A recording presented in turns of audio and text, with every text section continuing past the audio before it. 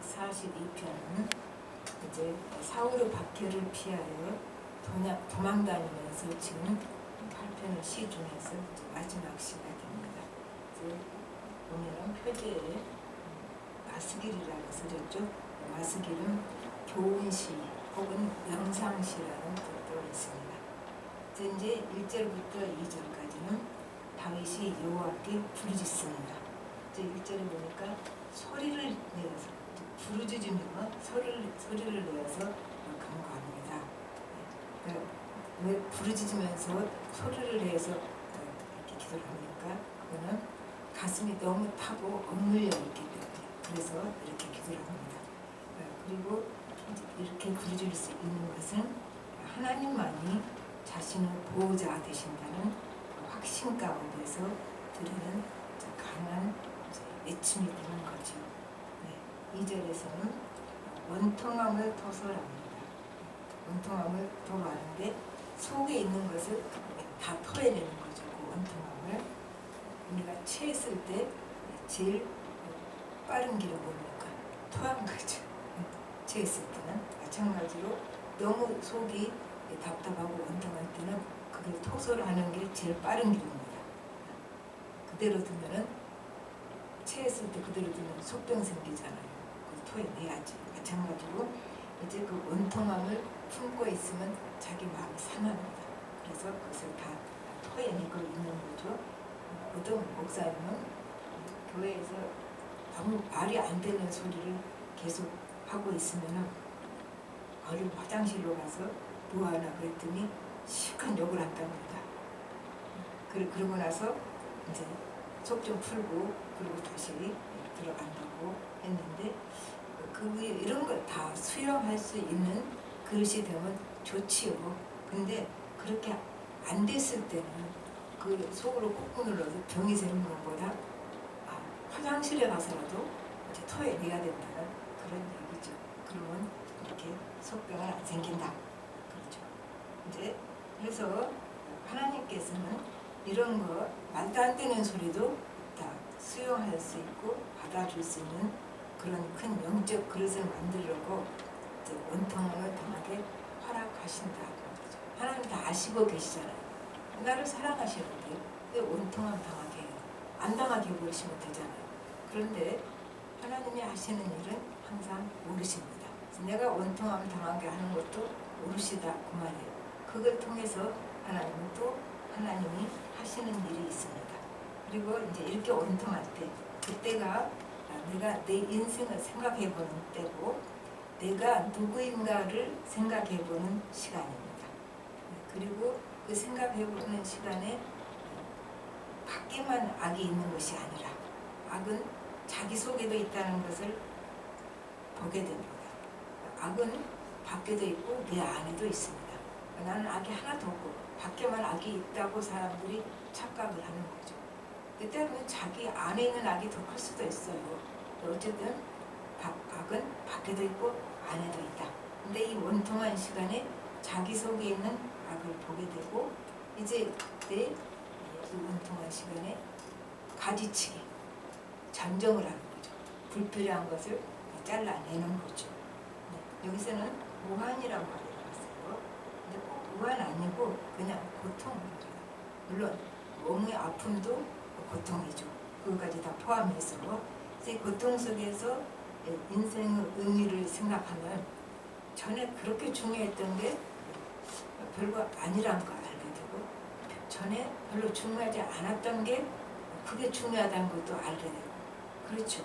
그래서 그 속에서 내 인생에서 진짜 중요한 것을 알게 됩니다. 안 그러면요 우리는 세상하고 똑같아요. 세상이 별거라고 생각하는 건 나도 별거라고 생각하고 별거 아니라고 생각하는 건 나도 별거 아니라고 생각하고 똑같이 살아요. 그러나 이 원통함 속에서 자기가 인생의 의미를 생각해 볼 때 세상 사람들이 다 그렇게 죽자고 쫓아가는 그것이 사실은 별로 중요한 것이 아니란 걸 알게 되는 거죠.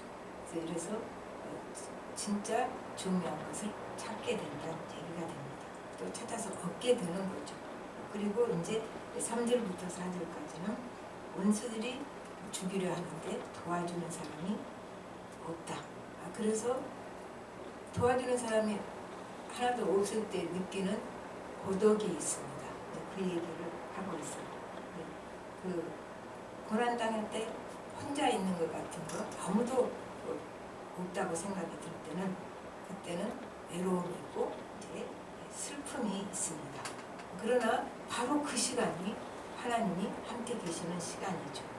그러니까 또 이제 우리 3절 한번 보십시다. 우선은 내 영이 내 속에서 상할 때에도 주께서 내 길을 아셨나이다. 내가 가는 길에 그들이 나를 잡으려고 우물을 숨겼나이다. 그러니까 내 영이 내 몸에서 상할 때에 그 세번역은 약할 때 또 그렇게 맞아요. 그렇죠? 상할 때나 약할 때나 같은 의미가 되죠. 그래서 그때에도 하나님께서는 내 길을 아시기만 할까요? 인도하시죠. 인도하시고 그 앞길을 아실 뿐만 아니라 아시니까 올바로 인도를 합니다. 근데 우리는 몰라요. 내 앞길을 아는 사람이 하나도 없습니다. 그래서 하나님께서 인도하실 때 왜 그런지를 이해를 못할 때가 있어요. 하나님은 내가 인도하는 길이 너한테 가장 지름길이고 좋은 길이다. 그걸 아시고 설명 안 해주셔요. 왜 안 하실까요? 해줘도 못 알아듣으니까. 우리가 부수진이 안 되는 거예요. 그러니까 못 알아듣고 왜 나를 이 길로 인도하시지? 우아이 여기죠. 그러나 내 앞길을 아시는 분이 내 길을 인도할 때 언제나 내게 결국에는 유익이 되는 길로 인도하신다는 얘기입니다. 그리고 이제 4절을 또 봅시다. 오른쪽을 살펴보소서 나를 아는 이도 없고 나의 피난처도 없고 내 영혼을 돌보는 이도 없나이다.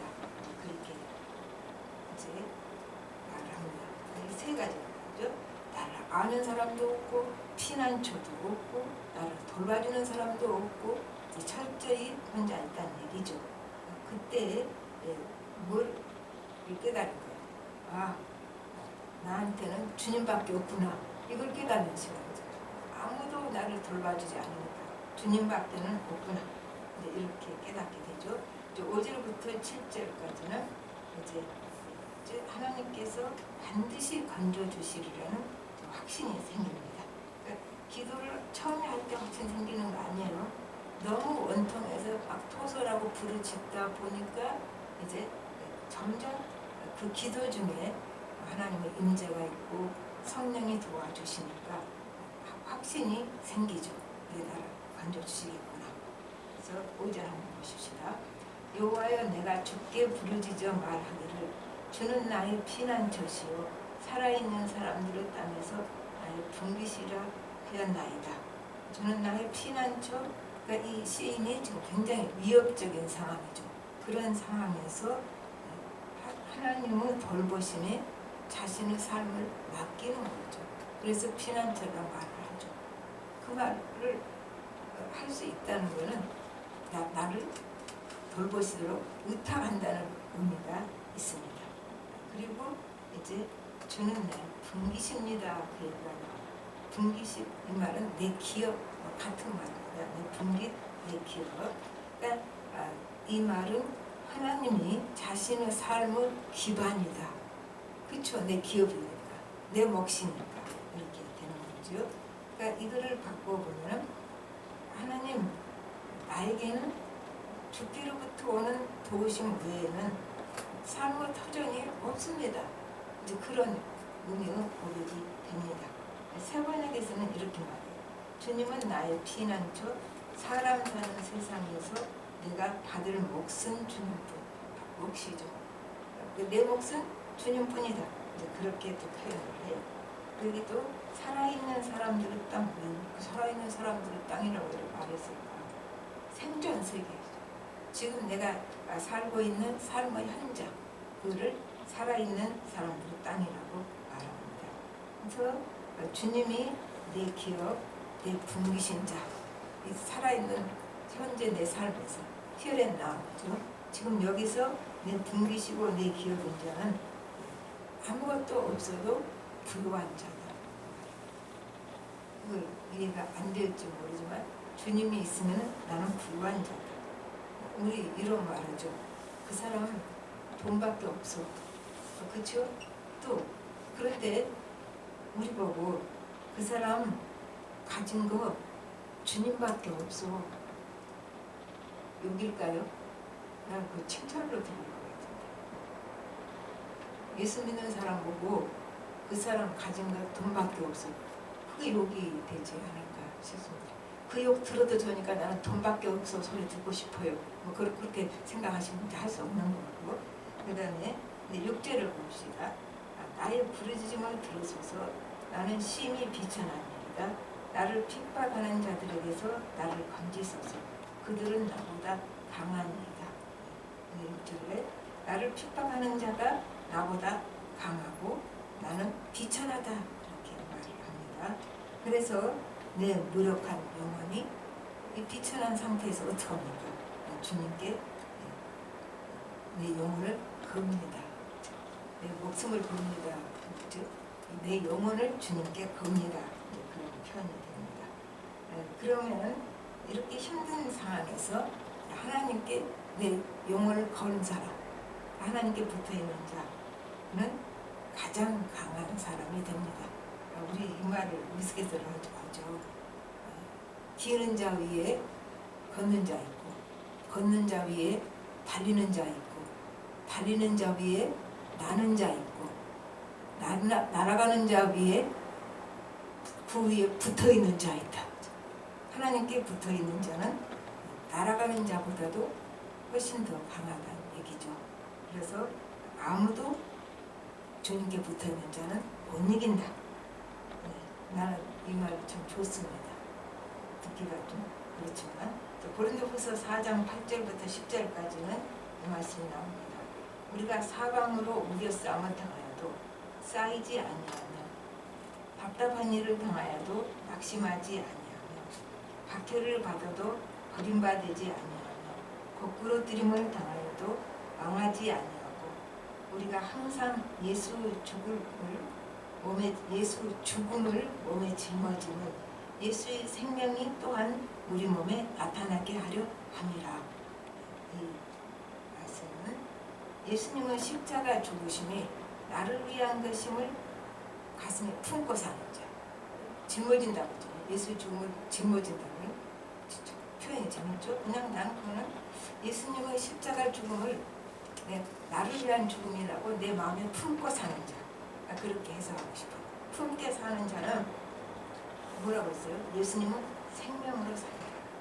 왜냐하면 그제 예수 죽음을 몸에 짊어지면 예수 생명이 또한 우리 몸에 나타나게 하려 합니다. 그랬잖아요. 그러니까 그 예수님의 십자가의 죽음을 자기 마음에 품고 사는 자는 예수님의 생명으로 산다. 그 말입니다. 7절을 다시 보십시다.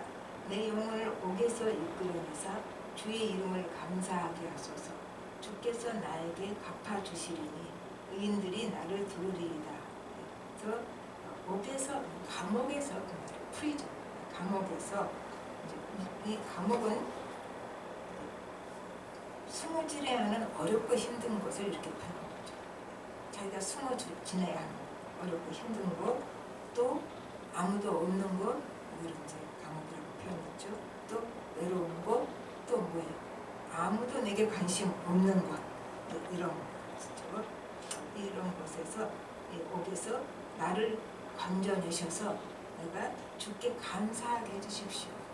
주께서 나를 옥에서 건져주셔서 내가 감사하게 해주십시오. 그럽니다. 그리고 여기서 주께서 나에게 갚아주시리니, 우리말은 조금 이게 여기서 성경에서 해석이 잘 안 됩니다. 그래서 보니까 사관형은 주께서 내게 넘치는 은혜로 베푸시니, 그렇고 NIV는 뭐라고 했으면 Because of your goodness to me, 당신은 나를 향한 선하심 때문에, 그 말을 참 좋지요. 나를 향한 주님의 선하심 때문에 의인들이 나를 에워싸할 거다. 아까는 뭐예요? 악인들이죠. 악인들은 나를 거꾸로 들으라고, 나는 비천하고 약하고 외롭고 혼자 있고, 그런데 하나님께서 나에게 선하시니까, 하나님도 선하심 때문에 결국은 의인들이 나를 에워싸고 둘러싸게 해주실 것입니다. 그렇게 시가 끝이 납니다.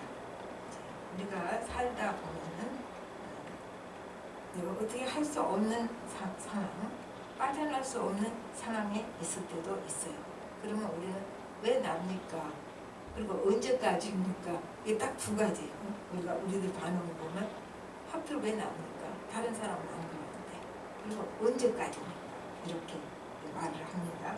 그런데 주님이 역사의 주관자이시고 전체 역사의 주관자이시다 하지만 나 개인 삶의 주관자이십니다.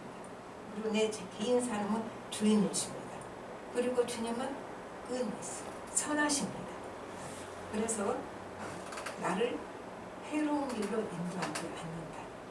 그렇지? 하나님의 선하심에 대한 신뢰죠. 다윗은 왜 이렇게 고통을 당했을까? 다윗이 재능이 많죠. 재능이 많은데 이 광야 고난이 없었다면 사울처럼 교만했을 것입니다. 많이 가지고 있고 많은 재능이 있는 사람 겸손할 때 어려워요. 그래서 내가 재능이 조금 부족한 것도 괜찮은 것 같아요. 교만할 건덕지가 없습니다. 그런데도 교만합니다. 사실은 우리가. 교만할 건덕지가 없어도 우리는 교만합니다. 근데 교만할 게 많이 있으면 진짜 교만하죠. 그러니까 다윗은 이제 사울처럼 교만하지 않도록 그래서 이 고난 통해서 다윗 속에 있는 사울적인 요소를 다 제거하신 거죠. 우리도 마찬가지죠. 내 속에 있는 안 좋은 것들, 다른 사람들이 가지고 있는 인간은 모두가 다 안 좋은 것을 가지고 나오잖아요. 그 죄성들을 다 뽑아내기 위해서. 그래서 우리 그 악을 뽑아내는 과정 속에서 이렇게 광야 같은 고난을 겪어야 하는지도 모릅니다. 그리고 이렇게 보면은 힘들고 어려운 시간이 우리는 힘들고 어려운 시간 어두운 시간이라고 그러잖아요. 그러나 힘들고 어려운 시간이 어두운 시간이 아니고 하나님과 멀어진 시간이 가장 어두운 시간입니다. 그러니까 다윗이 광야에서 쫓기는 시간 현실적으로 어두운 시간이죠. 그러나 사실은 이때가 어두운 시간이 아니었어요. 왜냐하면 다윗은 하나님과 아주 가까이 있었어요. 그때. 그래서 주옥 같은 시, 우리가 정말 은혜 받는 시를 보면은 다 그 광야에서 쓴 시예요. 그리고 거기서 우리가 뭘 봅니까? 다윗이 하나님과 얼마나 친밀한 관계에 있는가를 우리가 볼 수 있습니다. 그래서 그 시간이 복된 시간이죠. 광야 시간이. 다윗이 나중에 잘 됐지요. 승승장구해서 이제 자기가 왕인데 전투에 안 나가도 될 만큼 이제 나라가 부강해졌을 때 다윗이 죄짓잖아요. 그러면 부강해져서 자기가 전투에 안 나가도 될 시간이 그게 복된 시간입니까? 그게 어두운 시간이죠. 사실은 밝은 시간이 아니고 이제 우리도 어두운 시간이 복된 시간이다 그 말이죠. 그 시간에 사람들을 용납하고 수용할 수 있고 받아줄 수 있는 그릇으로 나를 부르십니다. 로마서 15장 7절 그러므로 그리스도께서 우리를 받아 하나님께 영광을 돌리신 것 같이 너희도 서로 받으라. 예수님이 우리를 받아서 하나님께 영광을 돌리셨다면 우리가 서로 받아들이면 우리도 하나님께 영광 돌리는 거죠. 무슨 대단한 일을 해서 하나님께 영광 돌리는 거 아니라 받아들일 수 있는 거. 그리고 이제 받아들일 수 있다는 말은 나에게 잘해주는 사람 다 받아주죠. 보통 받아주죠. 그런데 도저히 사랑할 수 없는 사람을 사랑하는 것이 진짜 받아주는 거죠. 하나님의 사랑은 우리가 사랑받을 만해서 사랑하신 건 아니에요. 사랑할 수 없는 사람들이에요. 우리가 다 죄인이어서. 그런데 사랑할 수 없는 우리를 하나님께서 사랑해 주신 것처럼 우리가 서로 사랑하라 그 속에는 듣긴 참 좋죠. 그러나 그 속에는 뭐가 있냐면 내가 사랑할 수 없는 사람도 사랑해라 그 말이죠. 그게 하나님께 영광 돌리는 거죠. 사랑은 내가 사랑할 수 없는 사람을 사랑하는 것이 사랑이라는 의미가 됩니다. 이제 다시 말씀을 해줘보면 하나님과 가까이 있는 시간은 이제 하나님과 가까이 있기 때문에 복된 시간이죠. 그리고 이제 하나님께 가까이 있는 사람은 복된 사람이죠. 시간, 사람이요. 하나님과 가까이 있는 시간이 그것이 아무리 칠흑같이 어두워도 그 시간이 복된 시간이고 또 하나님과 가까이 있는 사람은 복된 사람이다 그 말이죠. 시편 73편 28절을 다 거의 암송하죠. 하나님께 가까이 함이 내게 복이라. 내가 주 여호와를 나의 피난처로 삼아 주의 모든 행적을 전파하리이다. 네, 다 같이 기도하겠습니다. 하나님 아버지, 주님 은혜로 감사를 드립니다. 주께서는 우리 보고 내가 너희를 사랑하는 것 같이 서로 사랑하라고 말씀하십니다. 주님이 사랑할 수 없는, 사랑받을 자격 없는 우리를 그토록 사랑하셔서 십자가에 죽으실 같이 그 수준으로 우리를 사랑해 주셨습니다. 그리고 내가 너희를 사랑한 것 같이 너희도 서로 사랑하라고 말씀을 하셨습니다. 그러나 우리는 하나님을 사랑한다고 말하면서 주위 사람을 사랑하지 못합니다. 그 사람은 사랑받을 사람이 못되기 때문이라고 우리는 설명하면 됩니다. 그러나 사랑할 수 없는 사람도 사랑하는 것이 하나님의 사랑입니다. 우리가 모든 사람들을 수용하고 받아들이고 용납해주도록 그러므로 이제 하나님께 영광 돌리는 사람 되게 하여 주시옵시고 우리가 어떤 상황에 있어도 하나님과 가까이 있는 사람 되어서 그 어떠한 상황도 복된 시간이 되게 하여 주시고 우리가 하나님 복된 사람 되게 하여 주시옵소서. 모든 말씀 예수님으로 기도